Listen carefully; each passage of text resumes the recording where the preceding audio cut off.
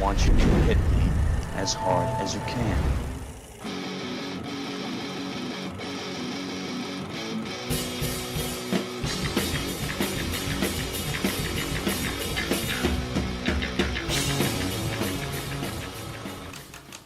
Lance Velchek here, for Arrow in the Head's The Fucking Black Sheep, where we take a look at the opposing opinion of the genre's most divisive films. Summer is in full swing, and nothing says summer like beautiful, warm August weather and gliding sea monsters. And so we get the new Jason Statham-led shark film, The Meg. It's always a pleasure to see another quality monster movie set in the unforgiving ocean. And yes, sharks are pretty much monsters, don't argue. I believe I have already defended the most misunderstood shark film out there, Jaws the Revenge. I'm assuming you haven't seen it, so let me sum it up.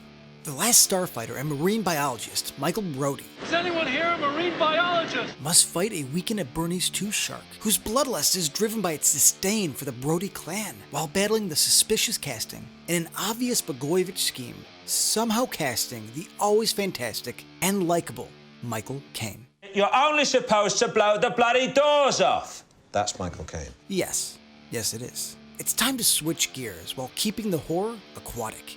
It's time we talk about Leviathan. We must first discuss the elephant in the room.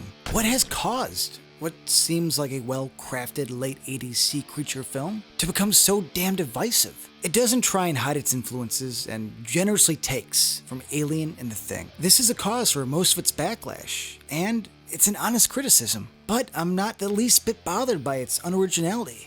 If you can't get past this being the lesser of far better films, dude, I totally understand. If you are willing to give it a chance, you may just find a surprisingly well-crafted creature feature. And let's have a bit of perspective now that we are 29 years removed from its initial release. Because we now live in a world where Covenant exists. We went from this to this. Who didn't laugh at that? It's f***ing stupid. Set in 2027, we are at the end of a deep-sea mining mission.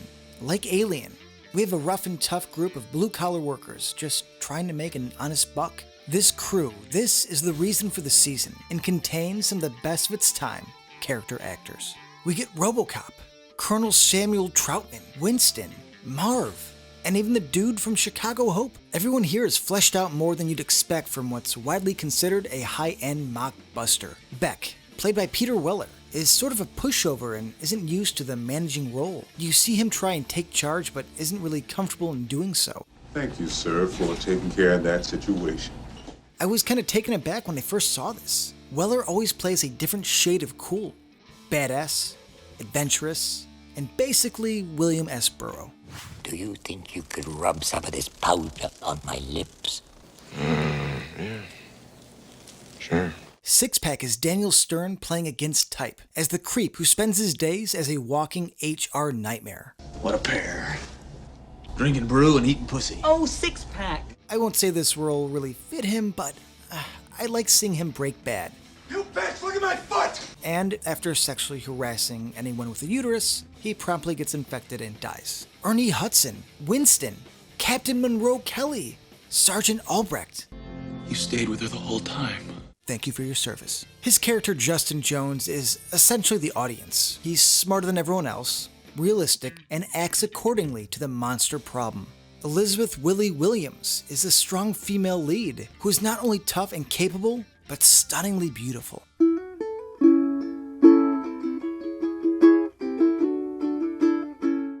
I dig pretty brunettes with accents. Troutman plays Doc, an old-school personality. Not the best with bedside manner, but is worried enough about the monster reaching the surface that he takes matters in his own hands and puts the world before the crew. And then there's Cobb. Find that your wife is as fat as she ever was. The only reason your kids aren't strung out on the drugs they were using is because they found some new drugs. I would be Cobb. Soon our crew discovers a sunken Soviet ship. Unbeknownst to them, the ship named Leviathan was meant to stay buried. Six-Pack and Bridget end up making a fatal mistake by drinking clear liquor. And to add insult to injury, are infected with a sneaky genetic experiment.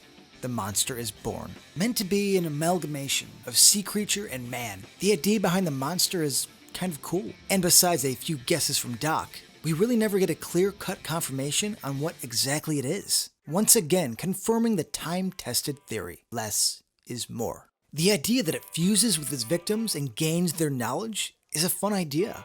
It gives us reason to believe that a monster can lay traps and evolve in any situation. The creature created by Stan Winston doesn't look as bad as many say, and as far as stealing from the Thing, Stan Winston did some work on the Thing, and come on, really a lot of the monster films from the 80s. In 1984, Fantasy Records sued John Fogerty because his new song sounded a lot like another John Fogerty song and took it all the way to the Supreme Court. I swear, you can't fix stupid.